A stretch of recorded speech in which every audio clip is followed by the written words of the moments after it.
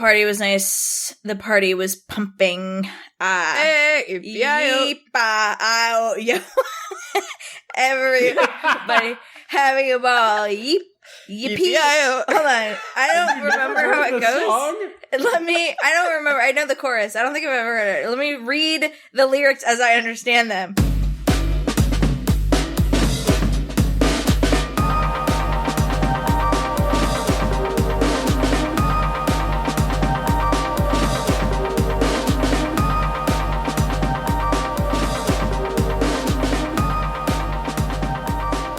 Welcome to our Max Fun Drive episode. It's the last week of Max Fun Drive. Hello, Give us money. Welcome to WayTooBroad, a show and tell program for really, really ridiculously excited grown-ups. We are not part of the Max Fun Drive. I decided. Hold on. Let's talk about this. Wait, don't make that decision for us, Hannah. Wait, I'm Hannah. That's Erin, and Ben's the one that decided something because he's the man. I've decided that I'm going to be out. I've decided that we're going to be aspirational here. Okay. And we're going to take part in Max Fun Drive this year before we're even a part of the network. And then once they hear that, oh, they were in Max Fun Drive, they'll be like, oh, I guess they're in the network. And then we'll be a part of Max Fun Drive. I like that. Okay. I love that. So I know the process because I'm a Max Fun donor. I am also. Nice. Oh, great. And I do super encourage people to do it. I think this is the last week of the Max Fun Drive right now, actually. So if you like this podcast or if you like any of the other podcasts on the Max Fun Network, such as My Brother and Me, our peers, like the McElroys. Sawbones, yeah. If you like those guys, and their wonderful families, or Oh No, Ross and Carrie, a lot of great shows on the network, you can become a donor, and then there's basically they allow you to give the money that you allocate the money that you're giving on a monthly donation to specifically the podcast that you listen to. So, and there's a bug right now where you might not be able to select Way-Too-Broad. But maybe there's a place to write it in, or you could just email them. Yeah, just email them. That's perfect. Exactly what you do. Join the Max Fun Network, email them and say, I can't give to Way-Too-Broad. My favorite. And maybe link to our Spotify page. My favorite Max Fun podcast does not appear to be on your website. Oh my gosh, I love this. We'll get in through a technicality. Through the back fucking door. Yeah. It's like in The Office when Pam creates a job for herself because she's tired of doing the one that she's doing. Love it. I was about to be freaked out because I was thinking it's kind of like an Office Space when they realize they haven't been paying Milton for the past, or they never, they fired him, but they forgot to tell him, but they just stopped giving him his paycheck. Anyway, it's different. Yeah, so if you do that, I mean, that would be great. It would be great if you guys could do that. That'd be great. Shout out to Stephen Root, great actor. Yeah. Friend of the show, Stephen Root. That would have been 10 times funnier if I had listened to any Max Fun podcasts. Alas, I still thought it was pretty fun because I have listened to Max Fun podcasts in the past. It's MaximumFun.org, I believe. Honest to God. /join. MaximumFun.org/join. I do highly recommend that Erin and all of our listeners check out their great roster of podcasts. I've been re-listening to The Adventure Zone, and they have on all their McElroy podcasts now they have dynamic ads. Oh. So on all the old episodes, it's the current ads. Oh. And the current announcements, which means that the beginning of every episode and the middle of the episode has Travis talking about the Max Fun Drive for this year. And then I also just hit a spot where, back in 2016, they were in the Max Fun Drive. So there were episodes where at the beginning Travis talked about the Max Fun Drive, then Griffin from 2016 would come in and talk about the 2016 Max Fun Drive, and then in the middle they would all talk about the Max Fun Drive, and then Travis would come in again and talk about the 2020 Max Fun Drive. It is wild. So I've heard a lot about the Max Fun Drive over the past week. Yeah, it's a great thing, and we're definitely a part of it. So yeah. Absolutely. Yeah, I think he lists as one of the really good examples. I think he lists as one of the really good examples of shows WayTooBroad. WayTooBroad. Oh, cool. Thanks, Travis. Thanks, buddy. Now I've made I gotta text him and say thanks. So Erin, what are you drinking? What wow, first this week, I've got an iced water and a decaf coffee. Oh, nice. Yeah. Very nice. Ben, what are you drinking? I got water. Wow, the ice melted so fast. It's summer, baby. This was full of ice when I freaking came here. I don't want to drink my believe it. Campootie. It's first August. My Campootie.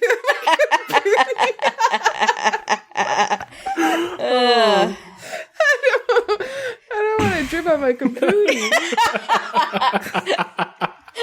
Not my Campootie. I don't want my Capootie's wet. It's only 70 degrees here. We had... Actually, Hannah, tell us what you're drinking first, then I'll do weather. Okay, yeah, come on. I have 2 drinks. Kind of 3, kind of 2. I have a glass of water, no ice. And I have... Erin, did you want to guess what it was? Yeah, I'm thinking it's a gin and tonic. Or, no, now that I'm seeing it, I think it's a Moscow Mule. I was going to say there's some ginger in there. There is some ginger in there. That's for sure. That's my 3rd drink, which Ian told me I should... I guess this drink is kind of strong, so I'm supposed to, like, add in more of this nice ginger beer as I go.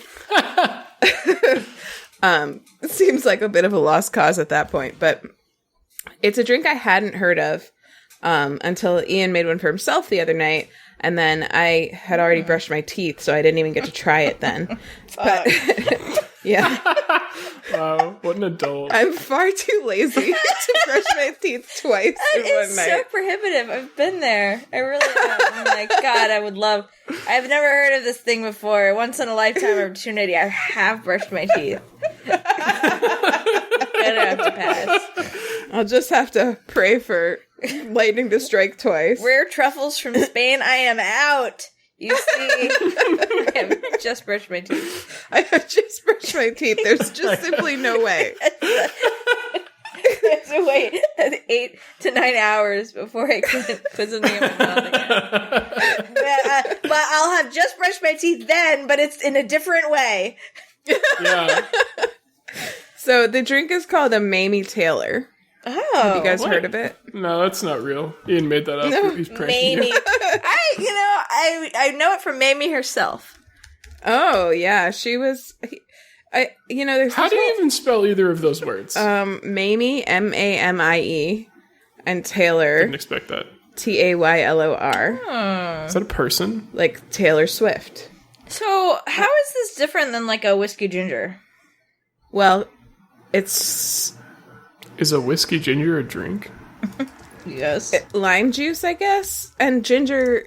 Okay, so here are the ingredients, because apparently Erin Googled it. Sorry. It is a half ounce of lime juice, 2 ounces of blended scotch, 4 to 6 ounces of ginger beer, and a lime wedge garnish. And a whiskey ginger You sounded is so mad that Erin Googled whiskey ginger ale lime wedge. Yeah, that was like an unspoken podcast rule that I violated. Ben was like, how do you spell that?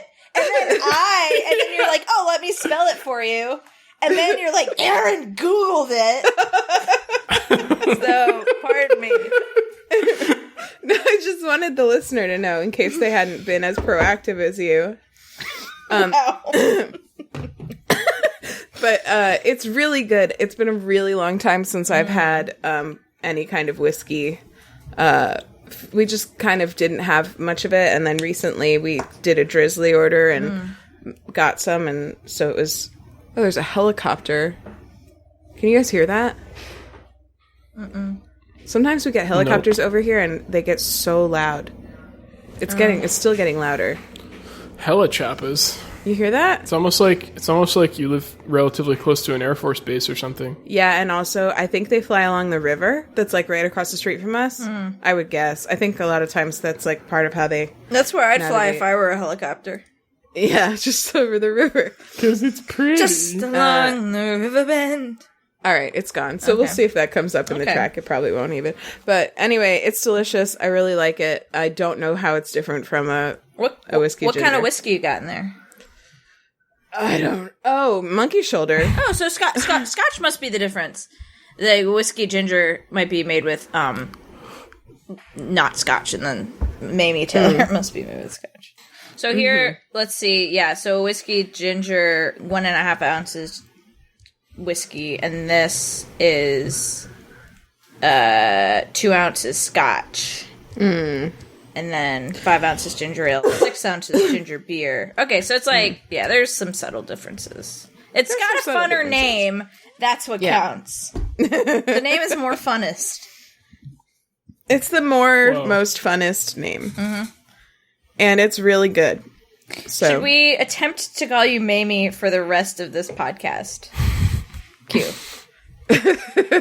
You guys can do whatever feels right. Okay. For you. Okay. I will be confused by that, probably progressively more as I continue to drink your Mamie Taylor. Yeah.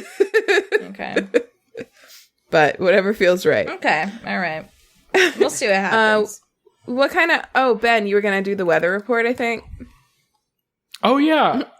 On like Monday and Tuesday this week, we had a very strange thing happen here in Massachusetts where we got a tropical storm warning, but it was like exclusively for wind. Like it was explicitly like there's going to be really fucking harsh winds, but like no rain. And it didn't really rain. It rained like a little bit at one point, but it was mostly just like super windy. Wow. It was so windy. I don't think I've ever seen that before where it was like a tropical storm warning that had no rain. We had like a tornado watch in our neck of the woods. Yeah. Wow. No tornadoes that I know of. Those occasionally. They're always in the like early morning, like they're over by the time it's time to wake up, but they've woken you up like an hour before you want to get up. So annoying. Well, you gotta get to a safe place, even in the middle of the night. We don't have a particularly safe place from tornadoes. Did I tell you guys that? Same. It was like during our first tornado watch in the middle of the night. We're like, okay, time to go to a downstairs room that has no windows in it. We don't have a single downstairs room that doesn't have a window. Not one. So. And you don't have a basement. No, hell no. Basements are all 100% haunted. All of them are. I think I'm going to invite that into my life. I don't think so. Absolutely. Did that factor into Molly and I both hate when you were looking at houses to buy? Molly and I both hate basements. We toured a house that was like 40% basement, and we were like, fuck no. We like opened the door, and like on the step leading down to the basement was like a huge spider that was like, turn back, there's ghosts down here. Like, absolutely not. I didn't expect the spider to be an ally. That was a nice twist. It was dope. I was like, thanks, the spider wasn't scary. No. It was just warning you about it was like, I won't put another person through what I have to go through on a daily basis. Get out. Turn back. I'm not a spider. I'm a person. I was turned into a spider by this ghost. So yeah, we're both. I think you can tell we're both pretty anti-basement. So I'd rather get sucked up by a tornado than live in a basement. We had a casualty to that wind. We got this. I don't know what it's called. It's it's kind of like a tree. It's like I keep calling it a tent, but it's not really a tent. It's like a little just outdoor seating area that has like screens built into it. But it's Patagonia? Like portable. That's not right. What the hell's it called? Ian, what would you call it? You know that word I'm looking for though. Pagoda. Pagoda. No, but Ian calls it a canopy. I don't know. Canopy. It's just like a way to be outside without bugs around you. It's like bug netting that you can sit outside and still get the airflow. And it's like a screened-in porch, but it's detached from the house. Safe from screened-in bug porch, standalone. It's a place where device bugs can be outside. You can be inside. Yeah, but you could still be outside at the same time. So we got, but not with the bugs. So we got one of those for our birthday. Ben? For whose birthday? For Ian's and my birthdays. We got it from his parents. And For our birthday, you said single birthday. When you're married, you inherit birthday. It's birthday by you get blood the birthday or marriage. that's exactly between the two of you. That's your new birthday for both of you.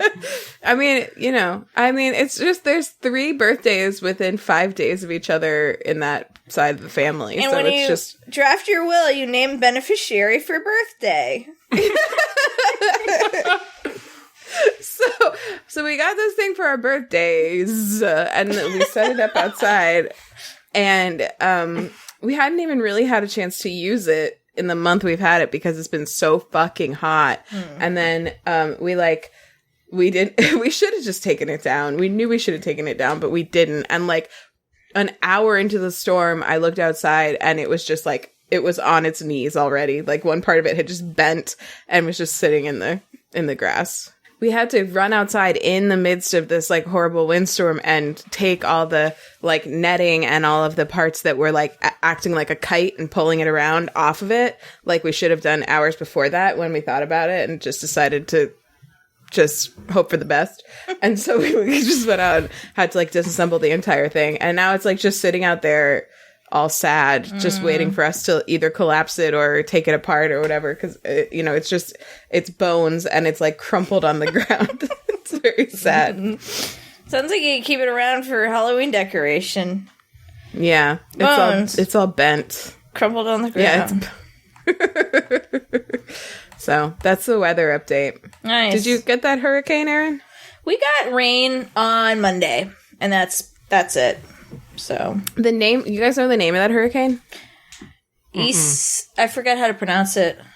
Yeah, it was a fascinating pronunciation. The first time we heard it, we thought that the weather person had never heard the name Isaias before, but it was actually like Isaias. Isaias. Yeah, which I think is interesting. I guess a name, in a different part of the world. What is it like a Spanish Portuguese name? Oh, I don't know. I didn't actually look up where that pronunciation came from. I've got some upfronts. We were blessed today. We were truly blessed today with a amazing gay Chica song. Just so great. I actually only heard it one time in the kitchen just before we came to recording because I just had a busy day and forgot about it. And I'm just so pumped to just like listen to it on repeat all weekend. It is dope. It slaps. It's great. It's really great. And it's very explicitly about another woman. Yeah. So, check that out. What's it called? It's called You Should. The letter U and the word should. You should check it out. Oh, and I started Dead Eyes and have been really enjoying it, but I haven't finished it yet. I finished it. I like it. It was good. It's fun. I didn't realize it was so recent. Yeah. It's like in the middle of it, COVID happens. So. Yeah. Oh. Yeah. Cool. I haven't got that far. He gets stuck in Missouri. Wow. I haven't made it that far yet. Oh, spoilers, sorry. Oh. It was fun to hear about him. Spoilers, there's a pandemic. Man. I know, it sucks. It was fun to hear about him being on tour with Guster, which you probably also haven't heard yet. I haven't heard yet. Spoilers. I don't know what this voice is. I'm into it. Just great. Just wonderful. It's good. So don't forget to sign up for the Max Fun Drive. New and upgrading members get big prizes. Hours and hours of bonus content. You got pins. We got horses. We'll send you a horse if you give us $20 a month. For WayTooBroad. We'll send you 3 horses at $30 a month. We'll send you 10 horses at $100 a month. We got too many horses. We've got a horse surplus. Please take our horses. Help us out. Yeah, you won't hear about that on any other Max Fun podcast. These are WayTooBroad exclusive awards. Join the naysayers tier and get a free horse. Oh my god. Please take our horses. I want to know, Erin, I might cut this out because it's so very niche of a question, but I want to know how you read that line that you said was cracking you up in Slack. Yeah, I'm sure it's exactly as you intended it. How do we feel about 9 tonight? Feel good about it. Same. Finally, a time I can feel good about. Yeah, it's pretty much exactly it. Or that, or like, finally, a time I can feel good about. It's so funny. I just kept seeing it on my watch because it didn't clear from my watch, and I was just like chuckling every time, like. And then I tried to tell Molly about it, and she was like, "Cool." I feel like seeing that on your watch specifically is like especially amusing. Yeah, I love that. Right, every time you want to check the time, you're like, finally, a time I can feel good about. It's so funny. That's good. Good shit. That's a great up front though, Erin. Chica is wonderful. Yeah, I think you should keep that in. Very happy to see her. Okay, I'll think about it. Very happy to see her back to seemingly feeling good and better. I love that for her. Yeah, Chica, go Chica. Do we have other upfront stuff? I think those were my only 2. Nope. I got good? nothing. Good. It's a silly Friday edition. It's a mouthy Friday edition of WayTooBroad. Yeah, and I've had more whiskey already than I've had in months. So, or Scotch. It's a type of whiskey. Yeah, your friend Scotch. That's the tagline for Scotch. It's fine. It's the type of whiskey. Scotch. It's a type of whiskey. You're allowed to call it whiskey. It's fine. Okay, cool. Thanks. This is all the catchphrase. Get my sweatshirt off. Have we talked about pigeons and doves? Have we covered this ground on WayTooBroad? Pigeons and doves? Yeah. Aren't doves a kind of pigeon? Yeah, they are. Or something? They are. Yeah, pigeons are a kind of dove. So it's like technically fine to call pigeons doves, and I choose to do so at all times. I'll be like, "Oh, look at those doves," and it'll be like a group of pigeons. Wait, pigeons are kind of doves, Yeah. not the other way around? Yeah. What? Really? Yeah, not all squares are rectangles. No. But all rectangles are... No. All... All squares are rectangles. But not all rectangles are squares. Correct. Okay, got it. It's like that, but with doves and pigeons. I think they're like, I don't think there's any technical difference. I think it's like more colloquial. Based on color, maybe? Did you know that... Wait. Hold on. There's a thing called the domestic pigeon, and then there's the rock dove, which is also called the common pigeon, which looks more like what I think of a pigeon. Mm-hmm. And they are the oldest domesticated bird in the world. Wow. That's kind of cool. Here's an article that says, the Mental Floss article that says, the difference boils down to linguistic traditions, so feel free to tell people you're releasing pigeons at your wedding, or that you're feeding doves in the park. Scientifically speaking, you'll be correct either way. So, I choose to use that and honor pigeons by calling them doves. Cool. Yeah. Have we talked about... I learned a new thing today. Have we talked about how crows can talk on this podcast before? I can't see how we haven't. Have we had a crow? If crows can talk, why haven't we had one as a guest co-host? A crow host. Wow. Ravens. Ravens. Are they the same thing as crows? Oh, this is a really good question. While we're on the topic of difference between like kind of similar birds, I really want to know what the difference between a crow and a raven is. Okay, I'm gonna find because I feel like there's such a positive connotation with ravens and a negative one with crows. Am I right about that? Yeah, I feel like ravens are bigger. At the beach, there were birds that I thought were crows, but they were actually called boat-tailed grackles. Oh, I know grackles. I've heard of grackles.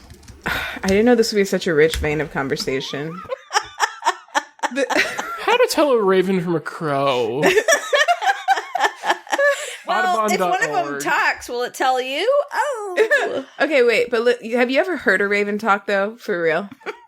Because they're like the best at talking of any bird that I've ever seen. They're the best conversationalists I have ever encountered. They're much better at talking than parrots. Yeah, I think.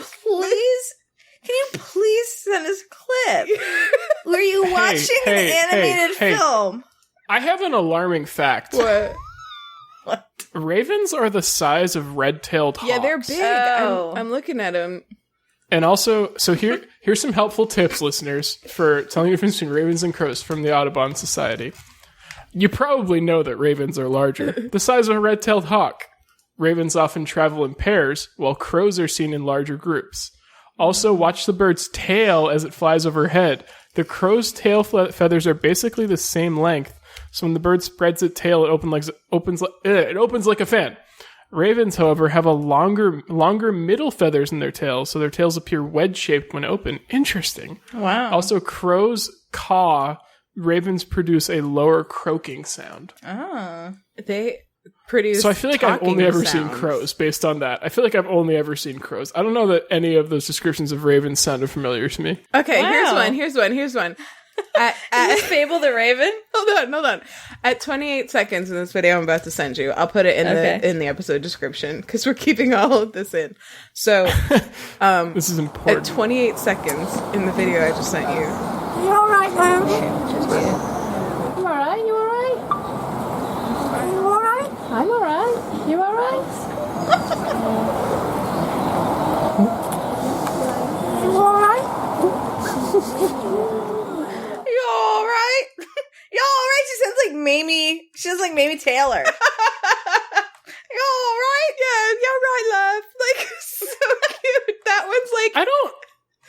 I disagree that this is the best I've heard a bird talk, though. Listen to Mischief that I just sent you. I'll put this link too. Holy shit, they're so big. They're so big, yeah. Wow. Or maybe this girl's just very small. What's the time stamp? Ravens are excellent at mimicking sounds they hear. Mischief, can you say hello? Hello. Good bird. Wow. He does all sorts of voices. Can you say hi? Hi. Good job. Wow. And sometimes he hears This is a people who have a high-pitched cold. I'm gonna put in a clip of this raven talking. He says hello and hi, and then he coughs. Wow. Oh. So cute. Wow, that's cute. I like that. Yeah. Wow, ravens and crows.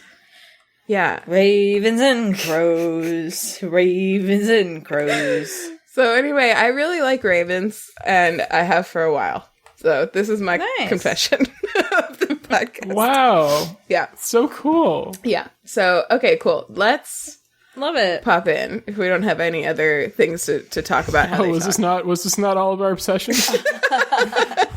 New obsession, Raven.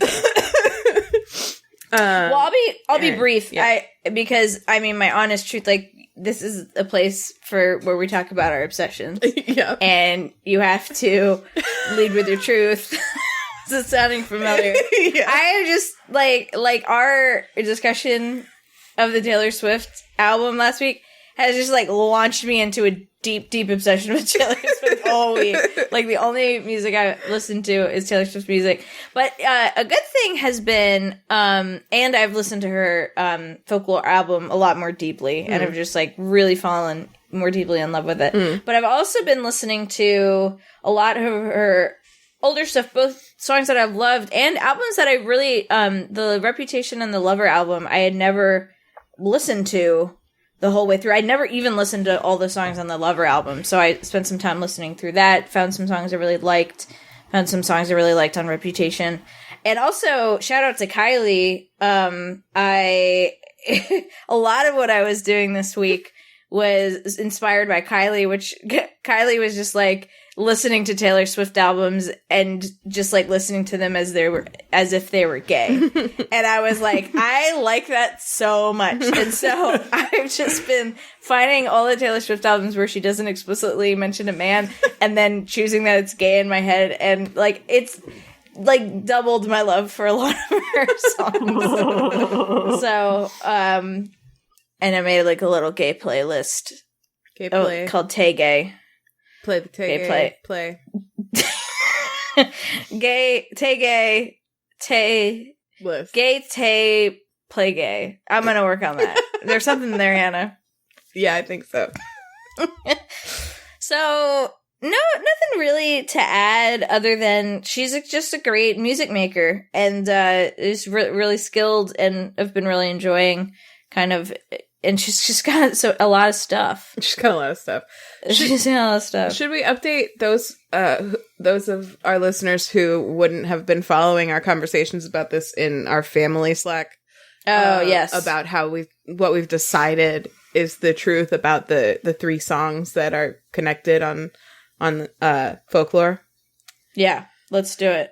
It's definitely, well, in our minds, the Brown family canon is that it's about a love triangle between 3 teenage girls.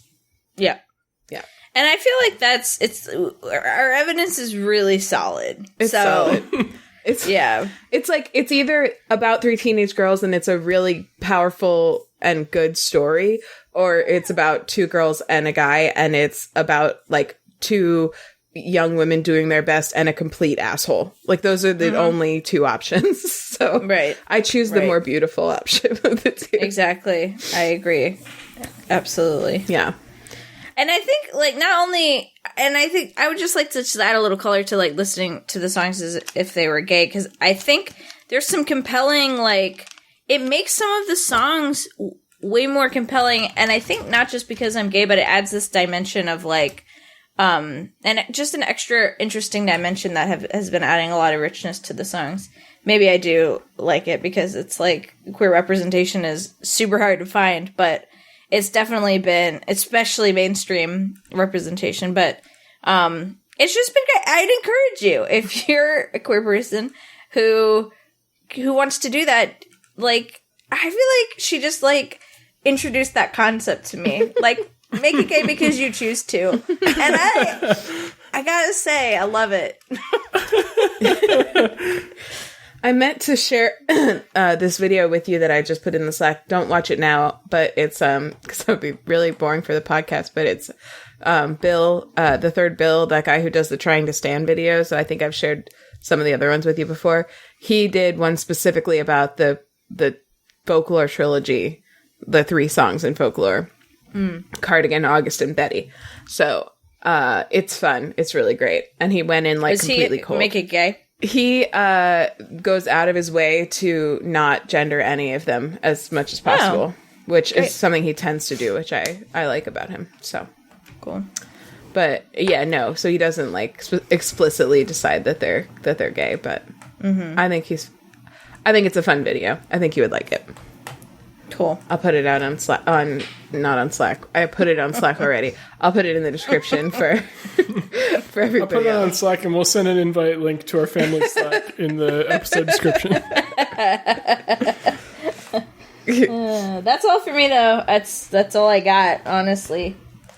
A little bit of a foreshadow. I think I know what's going to be my obsession next week, but that's like the only other thing I would have.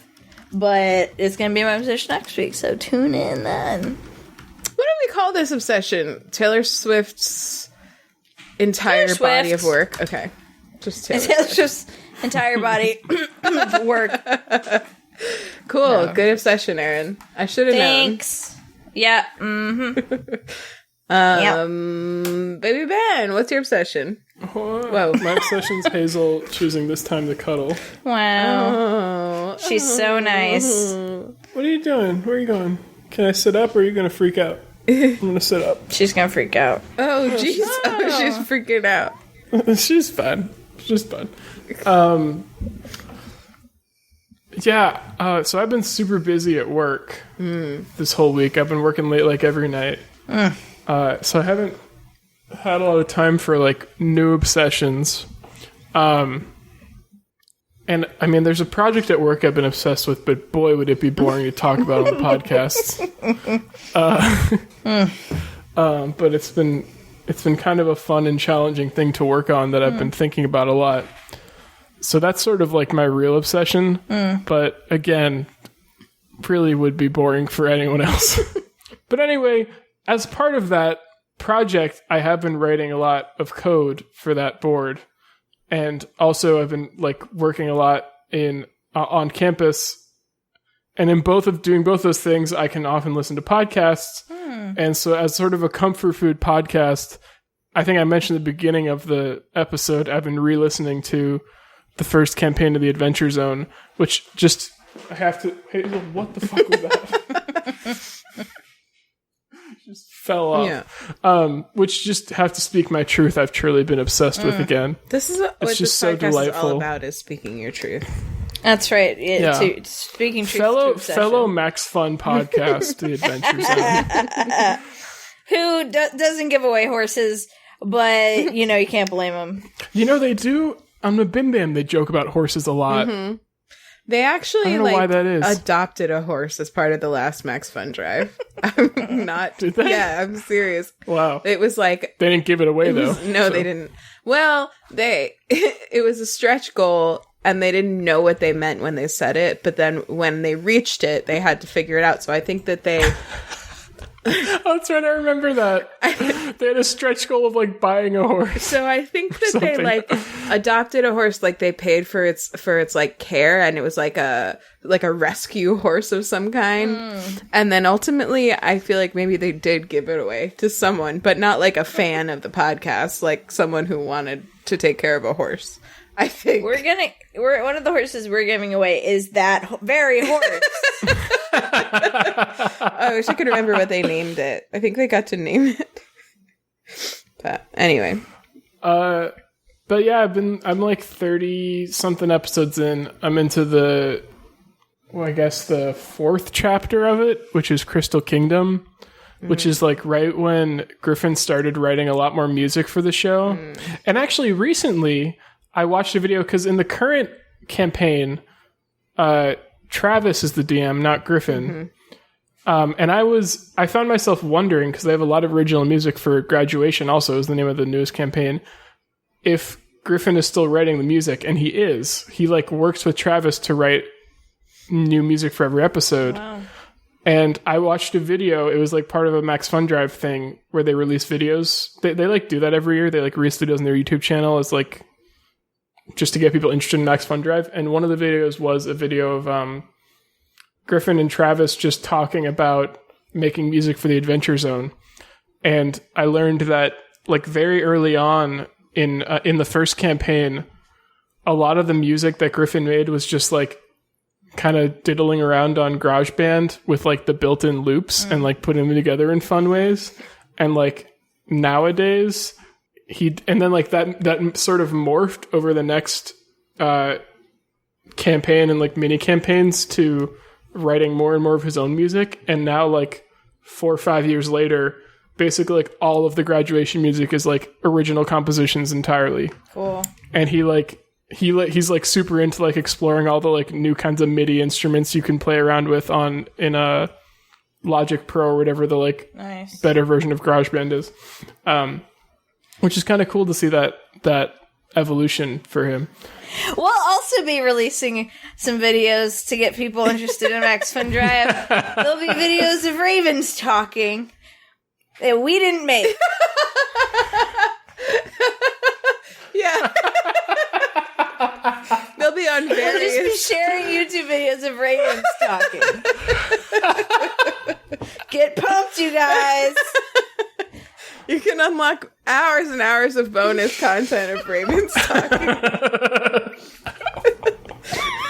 We've got this one podcast we made, and it's nothing but ravens that do the whole thing. It's a full-length podcast. Oh, how you doing? You all right, love? Hello. You all right, love? Give me one of those memory terrors. I just love them. But yeah, that's just my.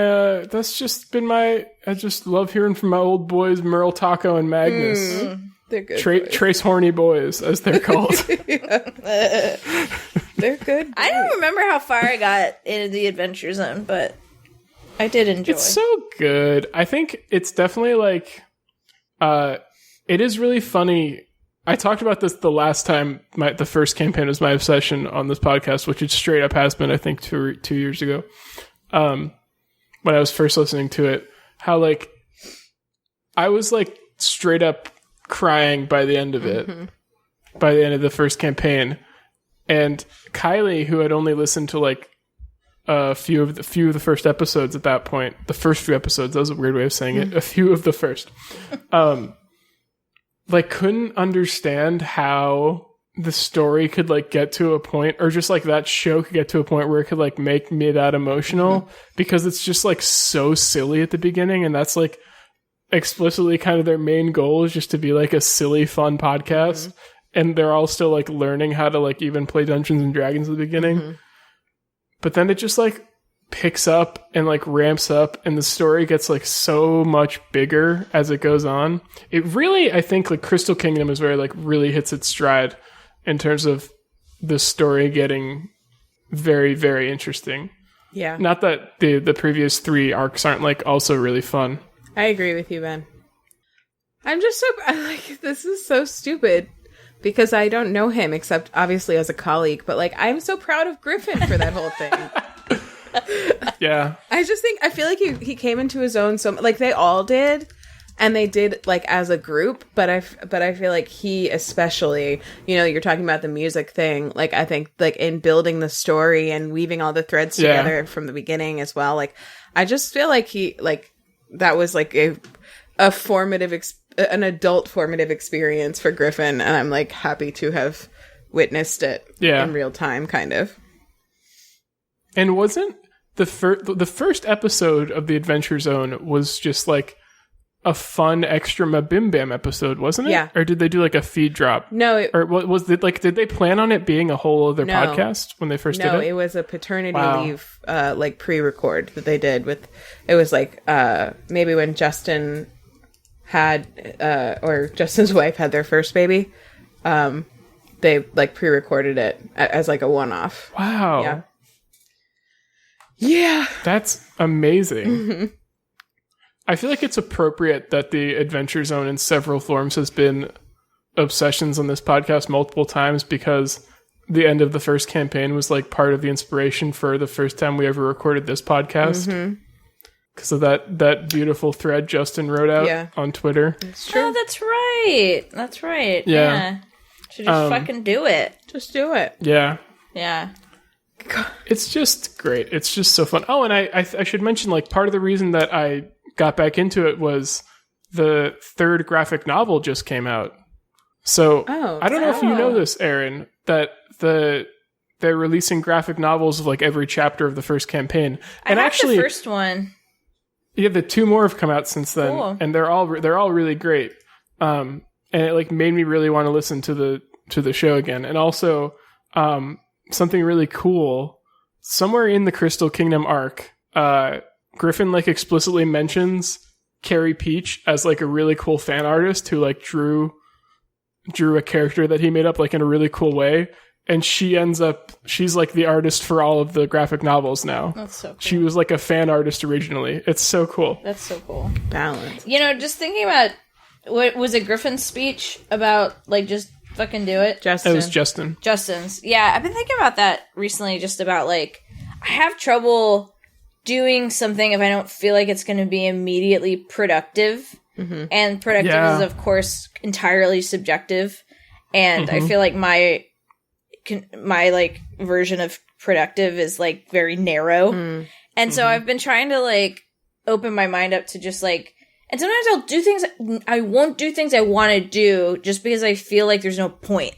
Because, it's such a like ingrained in capitalism thing that we all learn. Yeah. And I feel like I really admire like crafters and you know, that, you know, and again, it's like loaded to say, but just like people who just like will do things just because it soothes them, or like puzzle makers, right? Like, or not puzzle makers, but people who do puzzles. Like Molly will do a puzzle just because she like likes to do it and it's relaxing. I did a puzzle just, this week.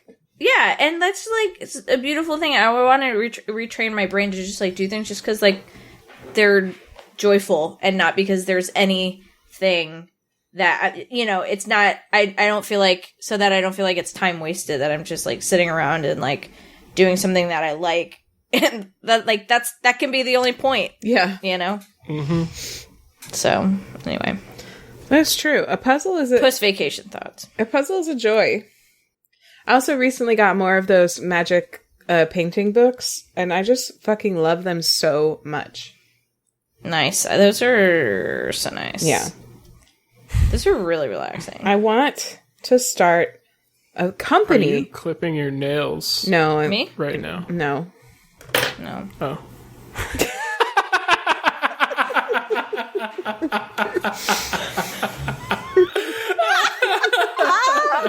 I'm sure that would be picked up by the microphone. That was a really good auditory. I swear to God. Oh my God. I want to start a company that makes... okay, so I actually I recently became, like, obsessed with those books again. This isn't my obsession, but, and I went to see if there any more had come out. Cause like, I when I did talk about them, they're like, just for anyone who doesn't remember, they're like coloring books, but you just like put water on them and it like color comes off of the black lines on the page rather than like using a color pencil or whatever. And I love them because, both watercoloring and actually coloring are just like too much of a hassle for me. So they're like even easier than that. But like the vast majority of them, there's one book that I ever found, and it was the first one I found that was like actually designed for adults, like adult coloring books are. But the rest of them are all like for kids. And this is now the third time that I've bought that adult one just because I like the colors more and like the paper's a better quality. Wait, the same one, because it's the only one. The same book. Yeah. It's the only one. You're laughing, but she has no choice, Ben. What's she gonna do? Not paint with water? Yeah, exactly. The rest of them are like this. This is Usborn Unicorns. Fucking beautiful, you magic mean? Painting book. Yeah. For babies. Fucking awesome. And for babies. So, I did get a... What? I was just gonna say, if you're not familiar with them, the way Hannah described them sounds really terrible. Because you're like, the color comes off the black lines. It's not like black ink everywhere. It's like there's like actual color. Yeah, there's colors besides pretty black. Beautiful colors. Yeah. But I did find a couple other ones that are a type I haven't found before, and they're fine, but they're still like for kids. So like for fucking little tiny for babies. So I think about this like once every few weeks. I want to start a company where we just make adult magic painting books, like a whole collection of them. I think they could take off like coloring books have. But yeah, I'd have to. I don't know how. We have a bunch of artists in the family. Yeah, you could, source some. I could art. I could source some art. I would have to figure out how to get that to happen, where the color comes off the black lines. I mean, so just to clarify, Hannah's problem with the baby book isn't the art, it's that her hands are too big because it's for babies. It's just the colors are more simplistic. Like, it's just not, it doesn't have the nuance of the one that's for adults. Like, there's fewer colors, the paper is less of a lower quality. It's just, you ever notice how like babies aren't art critics? Like, there's a reason for that. Yeah. So yeah, I'm judging all the babies who like those books.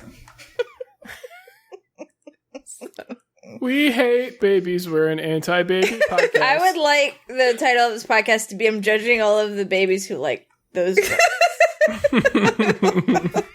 I'll put it on the list. Special parentheses special Max Fun Drive episode. I would very much like that. Hold on. That should be an option for the title, too. Special Max Fun Drive episode. Will that get us in trouble?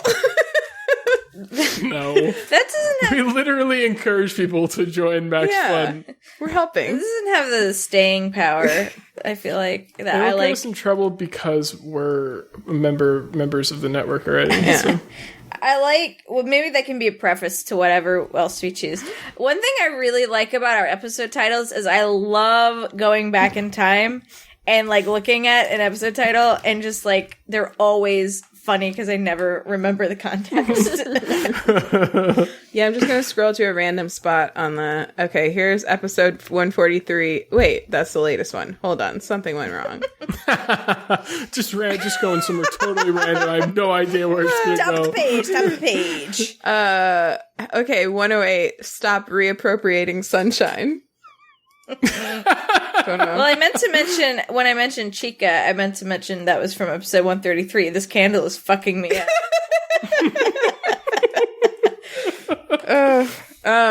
Cool. Is it time for my obsession now? Yeah, what's up? Cool. Get in Good there. job, Ben. Also. Thanks. Well, I didn't think I had one this week. This week was weird. I wasn't very busy. I was sort of the opposite. It was a very strange week at work because we were supposed to have the company outing on Wednesday, but obviously, we're not going anywhere in big groups together as a company now. So Did you do a company inning? yeah, basically they just said like take the day off and have it be a celebration of you day. Oh, hell yeah. But it was Wednesday. So like I worked Monday, Tuesday, and then Thursday, Friday. And everyone else in the company took either Monday and Tuesday or Thursday and Friday off and just gave themselves like a 5-day weekend.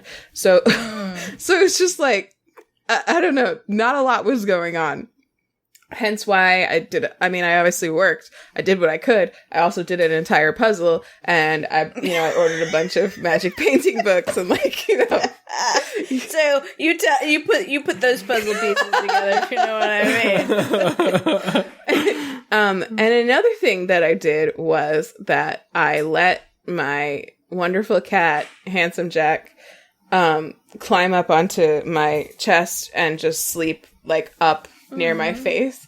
And it got me, well, first of all, you guys have seen one picture of that. It actually happened like a dozen times after that, because once he started doing it, once I started letting him, he no longer wanted to sit on my lap. Every time that he would come to sit on my lap at this desk, he would start climbing up instead. Like, I'll send you a couple more They're pictures. so goddamn precious. Yeah. So I looked in the obsessions and none of us has ever brought cats as an obsession. I know we've talked about them a lot, but I just thought like, maybe I'll just talk a little bit about cats because they've been very present in my life recently. I brought getting a second cat as an obsession. That's once. true. That's true. And that was a big life decision for you guys. Hold on, I'm gonna look. Yes, it was. Bigger than you ever could have. A second cat. Yeah. In episode 24, Wonderful Gibberish Nonsense. 24? Yeah. Wow, that was so long We come ago. a long way, baby. Here, Y'all, Hazel is turning 2 in a month. Wow. I'm gonna send you. That little baby. Oh, that baby. Here are 4 pictures for you, guys. Episode 29. What was like secret Hitler to whom? So, cats. Wow. Extremely nice. Wow. Oh my god. I really enjoy your face as you have like intense camera face as you're attempting to focus to get a great shot of this. Hi, Kylie. Where's Kylie? Kylie, show hi. Kylie. She'll like these.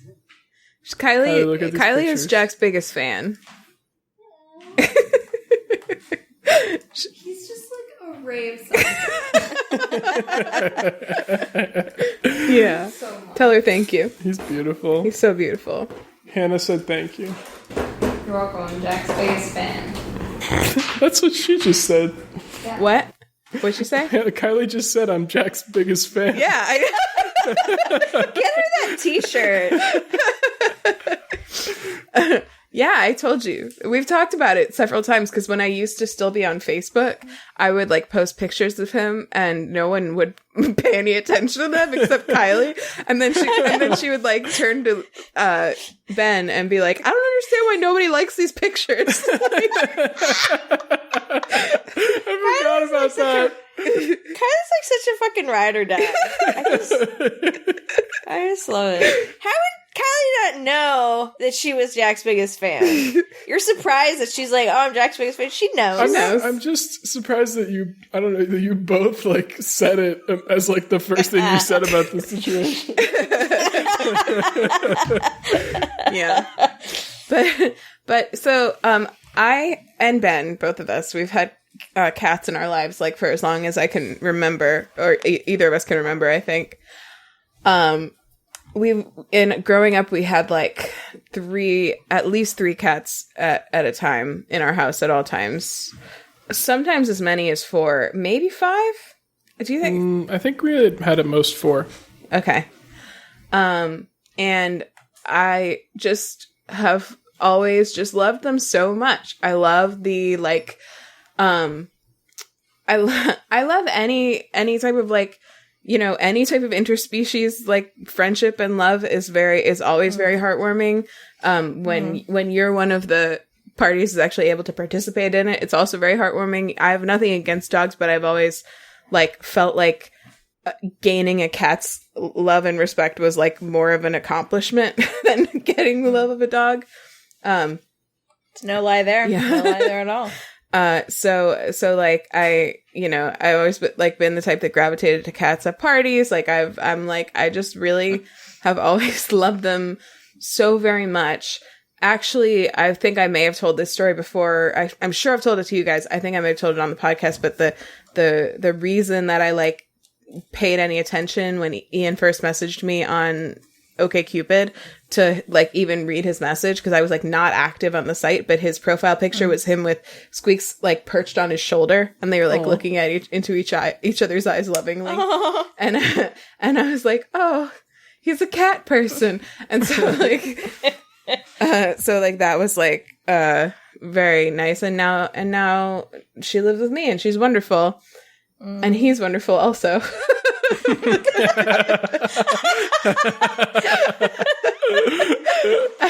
I can remember telling people that when Ian and I were first dating that I really, one of the things I really liked about him was he was like the first person that I've met who likes to stare at cats for as long as I do. Like we used to watch like just cute cat compilations on YouTube together like frequently. And not get bored of them ever. So like that was like really something that like bonded and cemented our relationship really early on.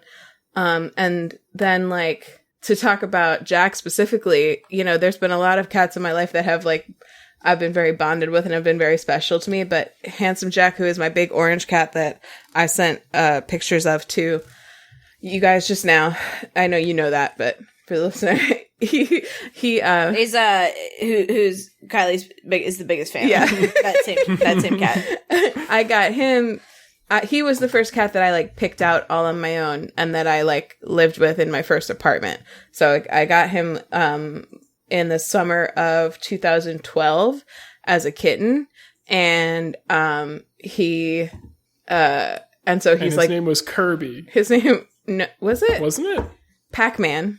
His name was Pac-Man. That's yeah. right. Wow. Mm-hmm. And so I mixed up video game characters. Yeah, we mixed up round video game characters. You know, technically, I accidentally named him after another video game character. Did you know that? Isn't that a Handsome Jack's from? What's that from? Borderlands. He's like a villain in Borderlands. Yeah. Wow.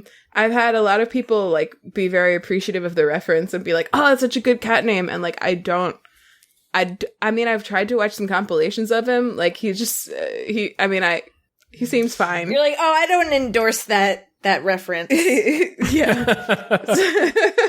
So we used to, before I named him, we used to call him not Pac-Man because we didn't know what we were going to name him, but we knew it wasn't going to be Pac-Man. So we did that for like a couple of weeks. And then I finally was just like looking at him and I was like, you are so handsome. You're handsome Jack. And that's like the story of how I named him. It's very exciting and meaningful. Wow. So, so he's just like always been just the sweetest boy. And I just find him very special. And he just really likes to snuggle all the time. And it's just like a super nice, like sweet, pure soul. I always talk about how stupid he is, and that is true. But he's also, it's like his sweet nature is unclouded and unhindered by intelligence.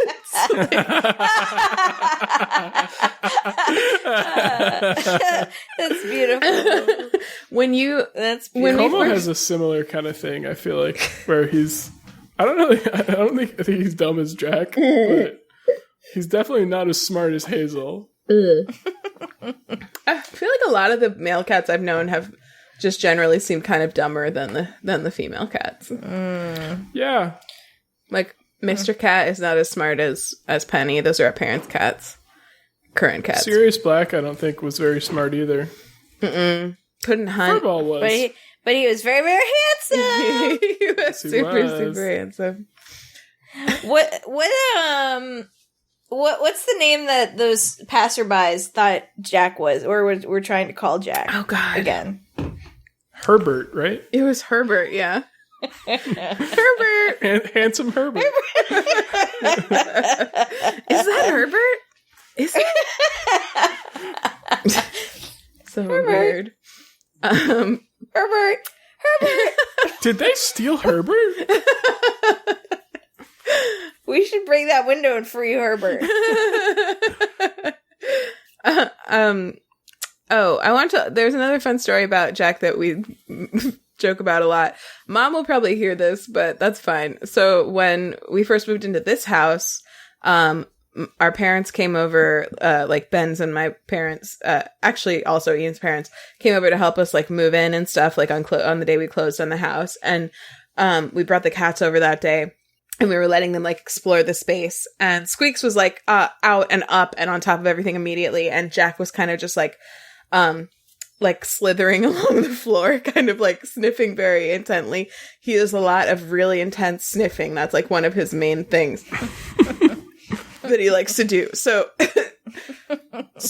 my mom and Julie, who is a really good friend of our parents, who was living with them at the time, were watching him walking around being the weirdest cat in the world, and they were both like, "Do you think that he's blind?"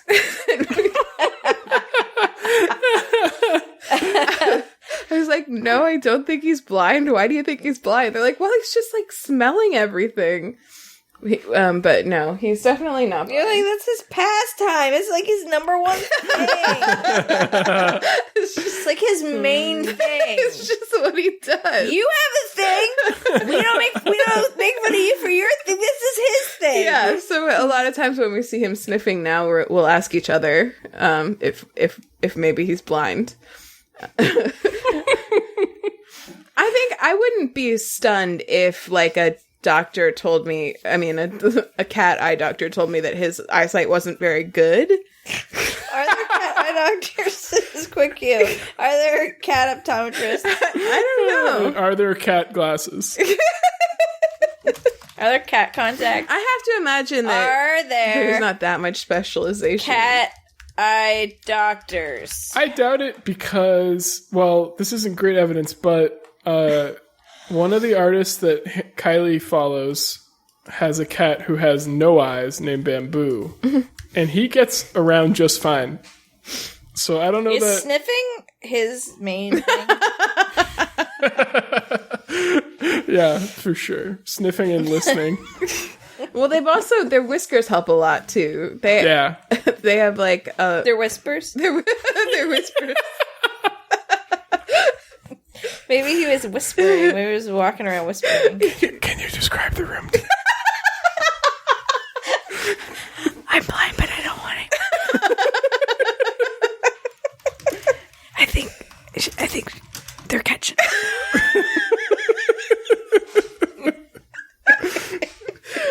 Oh my god. It does seem like there is some sort of eye doctor, eye care for animals. I was making that into a big punchline, but I think there's totally.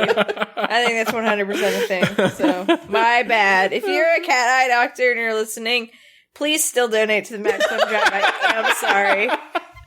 Let us know where we can send the horse for you to make up for the insult. Well, choose one with poor or vision so that you can help it. Just to help it. Yeah. So like that's pretty much all. I wanted to kind of just talk about Jack and what a good boy he is mostly, and then also just like I guess generally like public service announcement. If anybody has questions or concerns about any sort of cat behaviors that they're seeing, let me know, because I have read a lot of books about cat behavior in my life. It's been one of my main fascinations throughout my life. It's her main thing. It's one of my main things, yeah. So feel free to reach out if you have questions about weird things your cats are doing. I feel like you helped shepherd Kylie and Ben through a lot of their cat. Mm-hmm. Ultimately, I don't know how much the things that I said helped, but I feel like a lot of what they ended up needing was like a new space to own together at the same time.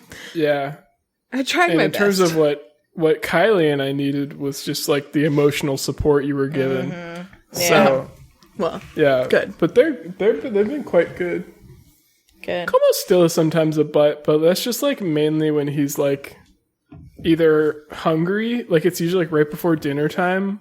If he like really wants to be fed, sometimes he'll like start being mean to Hazel, or like we haven't had time to play with him for a while, and he just like has pent up energy. But he's not as like stalk her all the time and be mean and nearly as much. Yeah, it's been a delight. Like, and Hazel, seeing her just like be able to blossom into her own amazing little kitty, having like ownership of this space. Like I don't know if I mentioned in the pod, but like we have 3 cat towers.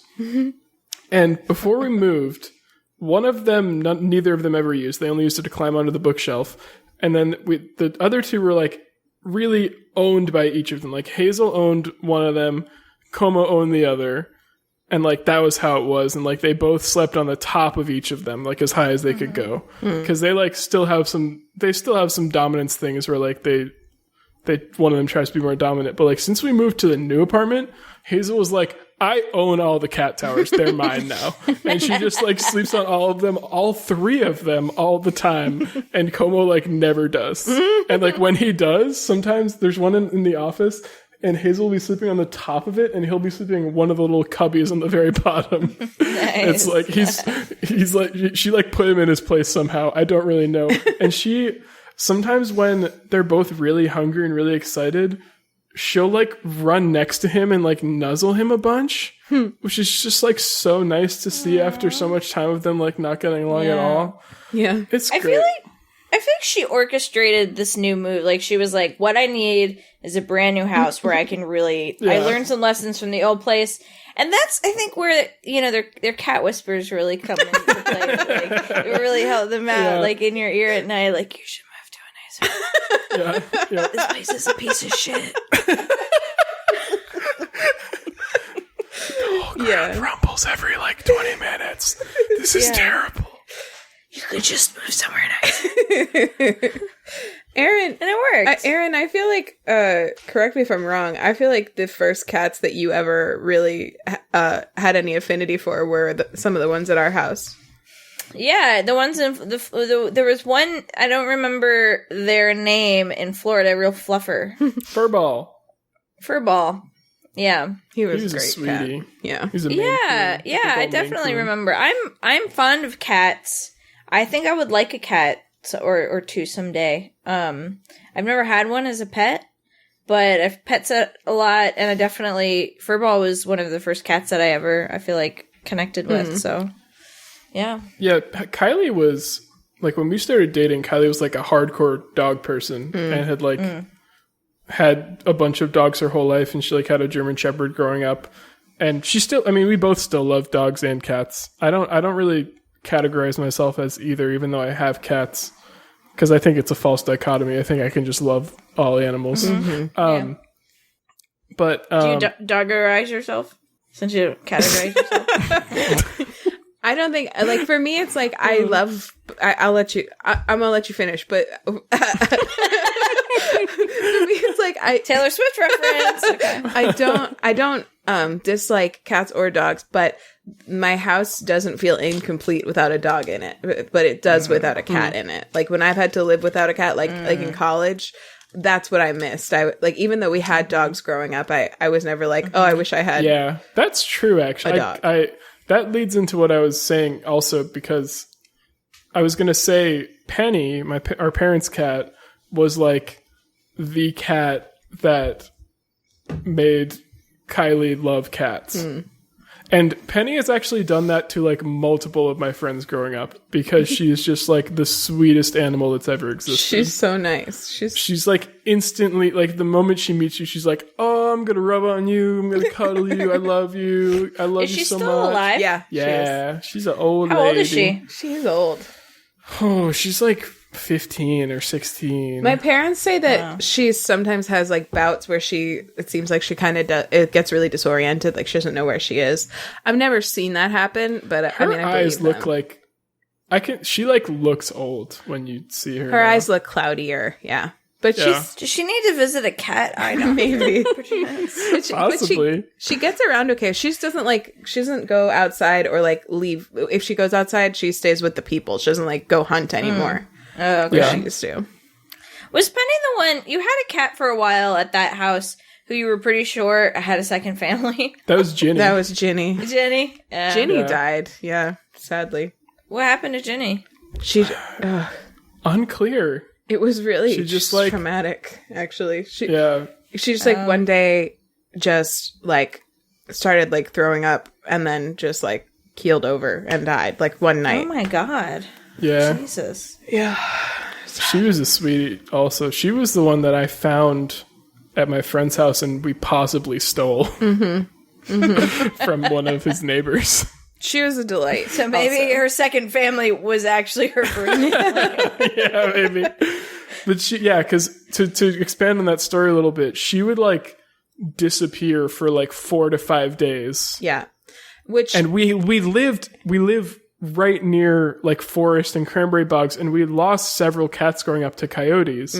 So like we would get to kind of, and whenever a cat was gone for like more than like 2 or 3 days, we were like, there was never another cat that was gone for that long and came back in our entire life in that house. And inevitably she would come back and she would be super clean and like smell amazing. Yeah.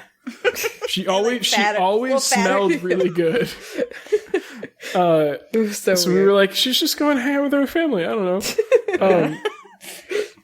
Let me ask you both this. Would you ever, I don't think live in situations where this is practical, but would you ever have outdoor cats? Could you see yourself owning outdoor cats again? If I lived in a much more rural area, like where there weren't, I think, like, you do have to worry about predators then, but the thing I worry about in this area is, cars. Yeah. I mean, I've seen cats run over near us. Like the road that our house is on is not very busy, but the road that our property backs up to is very busy. So it would have to be like the right like situation. And I don't agree with just like giving a cat, like our parents' cats, have always been like, pretty well trained, or just like had a rhythm where they would come in at night, and we made a point of getting them to come in at night because of the coyotes. Like I would need to like train them to be indoor, outdoor, and maybe have trackers on them as well. Probably. Yeah. Gotcha. I think another concern with the outdoor cat is like songbirds. Like, in fact, I think there was a New York Times. Yeah, I think maybe a New York Times or NPR did some sort of thing and actually like tracked a couple cats in Durham, specifically. So they can roam a lot, and they can, and they can be. I know that they've done studies on that in like Great Britain too, where they like track how much killing a cat actually does. Yeah, and it can be quite a lot. Yeah, that was another thing I was going to say. Like, I would definitely take that into consideration before I had an outdoor. Yeah. Mm-hmm. I do, like, sometimes I feel a little bit like, man, I really wish my cats could go outside, because, like, sometimes it really feels like they want to when they're, like, looking out the windows longingly. But, I mean, and we did try that with Como for a bit, but he got off his fucking harness every time, and it was terrifying. If you start young, you can try to harness train them. I do feel like it's tough, because it's like, then they're so Unless small. it's fucking Como. Yeah. Well, to be fair to Como, we lived in a city, and there were, like, always cars coming that he would get scared of. But I was going to say, like, cats, like, really can be happy living entirely indoors. Mm-hmm. Like, I think sometimes people feel like that's just a thing people say to justify having indoor cats. But it's, like, very true. Cats can have a very fulfilling life just living indoors, especially if you have, a big enough space, obviously. Like, I feel better about it living in a bigger apartment now. And then also, if you have a lot of vertical space that they can explore, that, like, expands their world by a lot. Like, we have little cabinets and, like, weird cubbies that, like, Como likes to climb in now. And he likes to, like, jump on top of the fridge and the cabinets in the kitchen. And it's just, like, as long as there's places to explore and go into, they're, like... And if you play with them often enough too, that's important. Yeah, it's like if you're treating them like they're decorations instead of animals that need a stimulation, then they're obviously never going to be happy. I think, and I was actually, that's something I want to say too, is like, I think that's kind of where cats get a bad rap from a lot of people, is like, in a lot of families, like a lot of my friends growing up who had cats, or like almost every family in My Cat from Hell. Yeah, they're just like treated as like it's a pretty set piece. Yeah, in the house, it's a piece of decor, not a living creature you have to like take care of, and that has like needs. It's like they want it to be there because they think it's pretty, but they don't want it to. They don't want anything else in the house to look like there's a cat that lives there. And they like want all the love from it, but don't want to put any of the work in to like form a bond with it. Yeah. So yeah, if you don't give them anything that's exciting or interesting for them or whatever, then like they're gonna have a miserable time in the house. Another thing is, and they like might not like. Cats also, I think, get a rap for like being not having a personality. I think for the same thing, for the same kind of reasons, and part of that is also because dogs have much more expressive faces than cats do, because cats don't communicate to each other with facial expressions at all, so they like don't really actually express anything with their face, which I think is part of it. And then also that same kind of thing, like people don't like spend the time to actually like get to know the cats in their house. They just like want them to be like dogs, the like exact animal they want to be, or they be like dogs. Yeah. And cats, every cat I've owned has had such unique quirks and weird things they do, and like full complete personalities. So yeah. I guess maybe also just like overall I want to advocate for getting to know cats, like treat them like they're creatures with personalities, because they are. And I think it took me a long time to start to understand and have empathy for people who like just don't like cats because they don't understand them at all, because they didn't grow up with them. Because like it's always just been something that I understood, like when a cat wanted you to pet it, when it didn't. Like I had to learn those things very early in my life, because my parents didn't keep the cats away from us, so they kept us, or us away from the cats, either way. So like it's almost as intrinsic to me as like social cues with humans, but like it's a lot easier, I think, coming to it like fresh, to understand what a dog wants from you, because they're like pack animals and social animals in ways, and their faces are so expressive, than it is to like learn that as an adult about cats. So like I do understand that. I want people to know it's possible to understand cats, and there's a lot of joy to be found there. I really love the way Ben worded that. Get to know the cats that live in your house. That makes it feel like everyone has cats living in their house. And all you gotta do is get to know them, spend that time. They're get there. Get to know the cat living in your house. Every house comes with cats. Yeah, that's why I don't like basements. They're hanging out down there with the ghosts. I'm going to send also a nice YouTube channel that is of a bunch of feral cats in Turkey that this woman goes around and feeds, and they're so cute, and I love them. Nice. I think it's called Meow Meow. That's nice. Nice. So that's it. That's my time to preach about how great cats are. Love it. That's Preaching to the choir, that's a good baby. fucking obsession. That's a true blue. That's a lifelong obsession of mine. That's one of my things. Oh, speaking of cats, Como's yelling. It's like one of her main things. Yeah, it's one of my main things. So it's such a struggle. Like, I feel like I post more pictures of Jack in our cute pics channel on Slack than anybody posts pictures of anything else. And it's a struggle not to post more because he's so cute. I love every single one, I gotta tell you. Yeah, that's another people's problem, okay? Yeah. That's true. Yeah, so if you follow me, I'll tell that as part of the homework. Let's do homework. Cool. My homework is to listen to Chica's new single, and it's so good, and her other music if you haven't yet, and to listen to Taylor Swift's entire collection. It's on Spotify. And if you are somebody who likes queer things and don't feel like you get enough of them because you don't, listen to any songs that you want of hers and think about it as being gay. That's what I say. And it's great. I can't recommend it enough. Nice. Huh? Kylie's rule. Yeah, that's Kylie's. You can serve up this Taylor Swift songs Kylie style. If it's not explicitly het, it's gay. Yep. I like that rule, and I'm using it for everything. Cool. I don't have any social media, but you can check out my Lesbian Lending Library catalog at earnburn.libib. That's libib.com. Thanks. Libib? Libib. Ben, what's your homework? My homework, first and foremost, is to join Maximum Fun, become a member, MaximumFun.org/join. If WayTooBroad isn't on there as an option, just write it in to the email. You'll find it. Hey, what the heck? I can't find my favorite Max Fun podcast. I was going to give $100,000, and I can't find it. And actually, just find the Max Fun email and just send an email that just says, "Where's my horse?" And I think they should know, they should understand. Care of WayTooBroad. Yeah, WayTooBroad. So, and then the body of the email is just, "Where's my horse?" Love it. Also, listen to fellow Max Fun Network show, The Adventure Zone. I'm listening to Campaign 1. It's called Balance.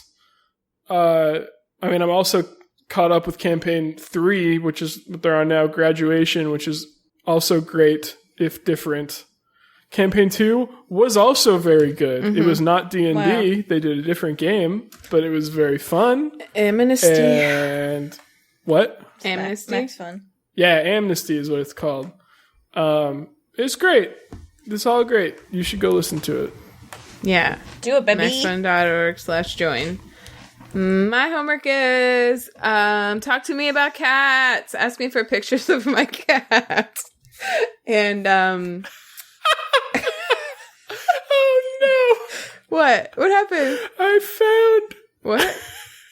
So I was like, I wonder if Maximum Fun also owns the domain maxfun.org and not just maximumfun.org. They do not. And maxfun.org. No, it's not anything bad. It's fucking awesome, actually. Whoa, okay, hold on.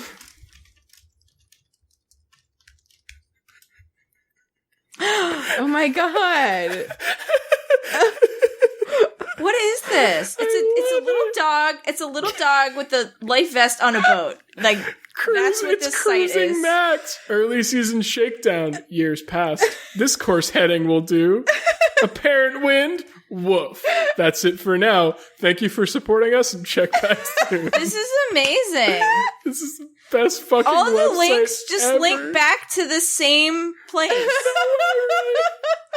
This was the most amazing find of the century. Site map.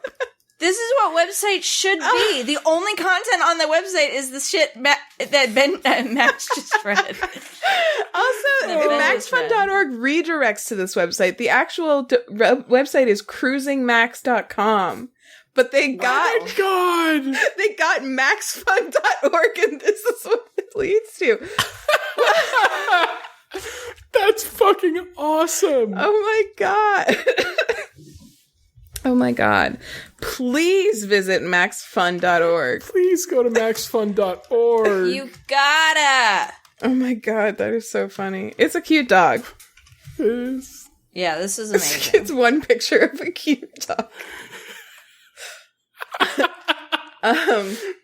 I would recommend, I'll put some of my favorite cat YouTube channels in the description, and I will also would recommend, if you can find it, if you have cable, My Cat from Hell is a very, very good show with a very weird host that I have a lot of love for, despite his bizarre facial hair and name, which is Jackson Galaxy. Jackie Galacki, as I call him.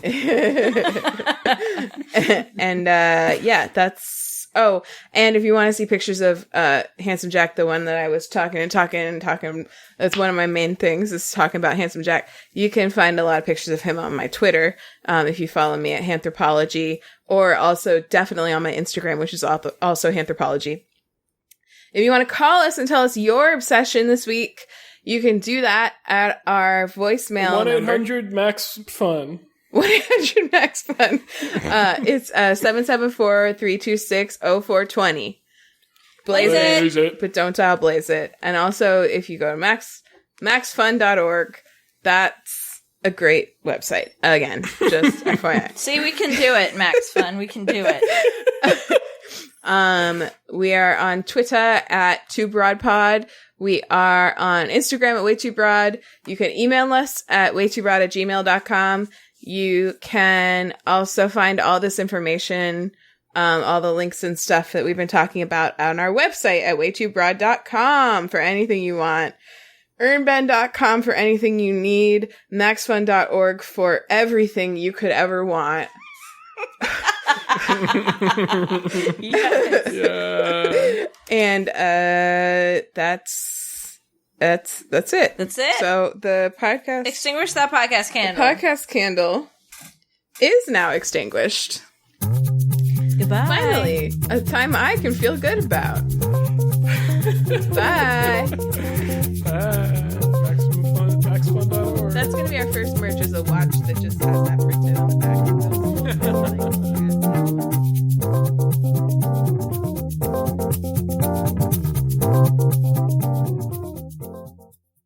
And everybody was having a ball. Yeepee, yo. And tell the fellas, stop the name calling. Yeepee, ah-oh. Yeah, yo. It's just really hard for me to not do it. And so then them girls respond to the call. I hear a woman shout out, "Who let the dogs out?" Oh. Yeah, last year in the dance, you had a ball. You call me Millibug and Skettle. Get back, Gruffy. Mash, Scruffy. Get back, you flea-infested mongrel. What? Wow. If I was a dog, the party is on. I gotta get my groove on because my mind done gone. Can't you see the rays coming from my eyes? Walking through the place like a Digiman? I can't figure out what this song is about. Yeah, maybe... What is? I feel like Does anyone know what this song is about? Are the men the dogs? I feel like the men might be the dogs. I think the men might be the dogs. Excuse me. But that phrase is an expression used when a girl or a group of girls that are particularly ugly walk by, according to Urban Dictionary. But maybe this is a subversive song. Maybe it's a feminist anthem. Yeah. Yeah. All right, well, the jury's out. Much like the dogs. Much like the dogs. Okay. Who let the jury out? The judge!